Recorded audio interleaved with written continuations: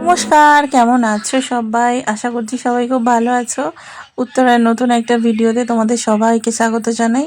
তো চলো, আজকে টাইটেল দেখে বুঝতেই পেরেছো যে আজকে কোথায় যাচ্ছি আমরা।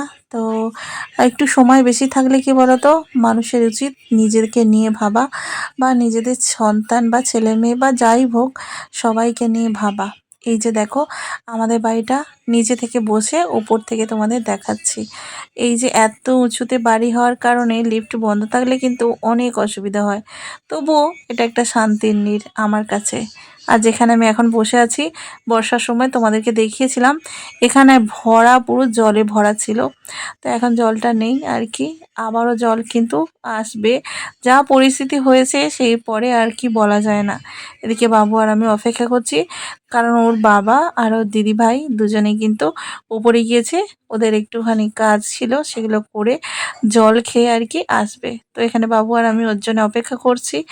ওরা এসে গেলেই আমরা বেরিয়ে পড়ব। গুজরাতের গ্রাম কিন্তু অনেক সুন্দর, তোমরা যদি ভালোভাবে লক্ষ্য করো তাহলে দেখতে পারবে। আমরা বেরিয়ে পড়েছি, আমাদের ফ্ল্যাট থেকে অনেকটাই চলে এসেছি।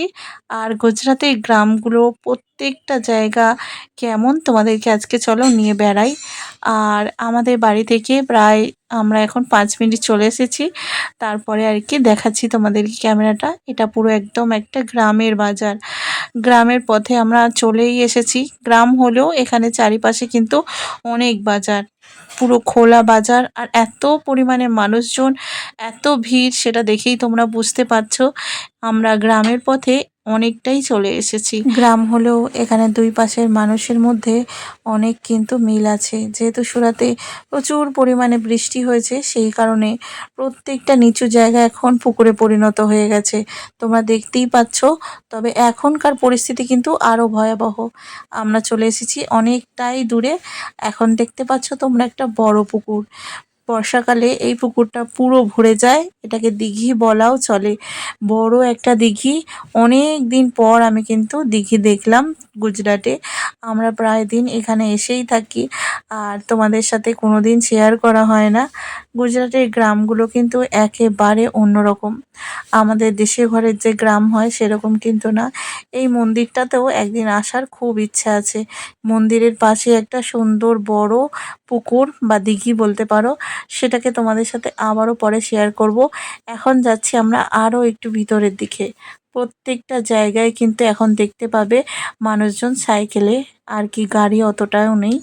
আর দুই পাশে গুজরাটি গ্রাম আর গ্রামের ঘর, চারিপাশে ছোট ছোট দোকান, তার পাশে ছোট ছোট বড় বড় বাড়ি বাংলো, সমস্ত কিছুই। এখানে কিন্তু ময়ূর দেখতে পাওয়াটা একেবারে কমন বিষয়, কারণ গুজরাটে ময়ূরের চল অনেক জীবন থেকে। তোমরা দেখতেই পাবে, আমি আস্তে আস্তে তোমাদেরকে নিয়ে যাচ্ছি সেই জায়গায়। আর একটু গ্রাম মতন এলাকা হলে সেখানটাই কিন্তু একেবারে পুরো ভর্তি হয়ে আছে ময়ূরে। এদিকেই কিন্তু আমাদের যাওয়া স্টপ হয়ে গেছে, কারণ এরপরে অতটাও আর কি গ্রাম নেই, শুধু রয়েছে অনেক কটা জমি। তো সেই কারণে আমরা আর ওদিকে গেলাম না।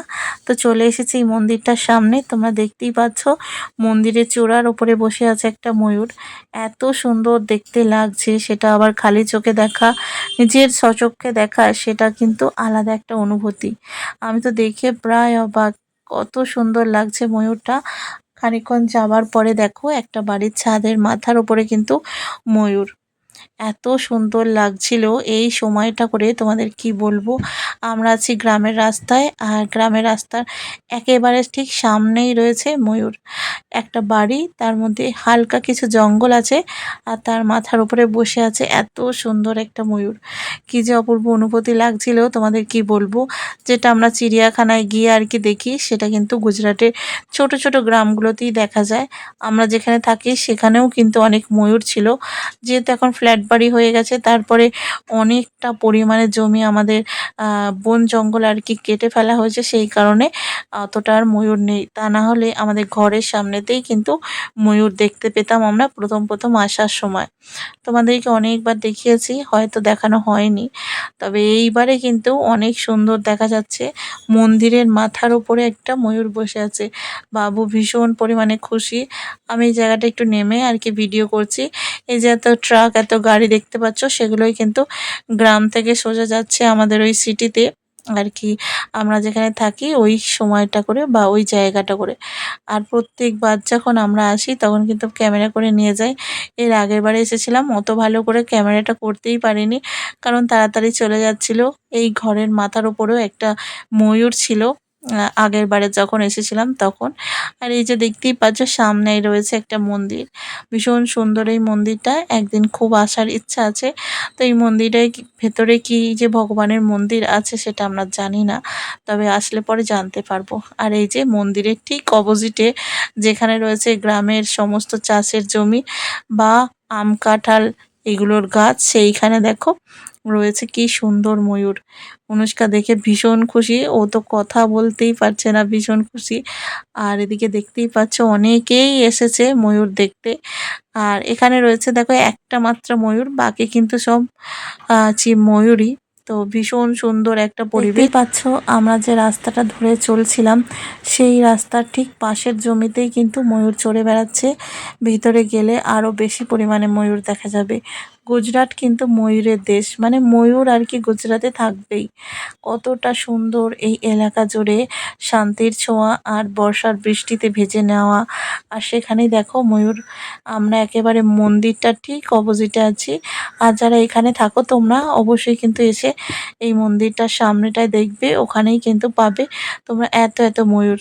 আর এনারা তো এসেছিল ময়ূর দেখছে, আর আমি যেহেতু ভিডিও করছি ওরা ভীষণ খুশিতে হাসছে আর কি। তো চলো, আমরা কিন্তু ময়ূর দেখা হয়ে গেছে, অনেকক্ষণ দাঁড়িয়েছিলাম, দেখলাম, ভীষণ পরিমাণে এনজয় করলাম। তারপরে এবার বাড়ির পথে রওনা দিচ্ছি। পরের বারে যখন আসবো তখন এই তালাবটা বা দিঘিটা ভালো করে ঘুরিয়ে তোমাদের দেখাবো।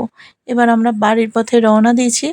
আর তোমরা দেখতেই পাচ্ছ মাঠে ঘেরা জঙ্গল, একেবারে সিনেমায় যেমন দেখানো হতো ছোট ছোট গাছ, তার পাশে কিন্তু জঙ্গল।